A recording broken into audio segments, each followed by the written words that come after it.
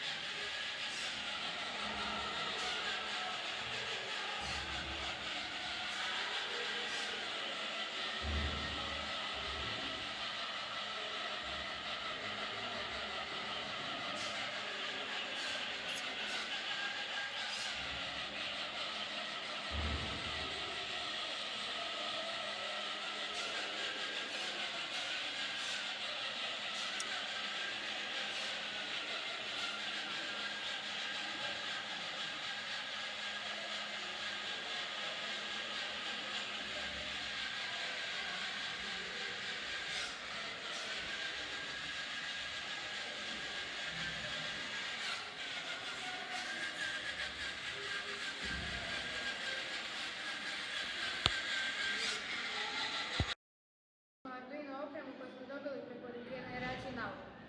Programirali smo u Blinku i preko tableta možemo upravljati na autu.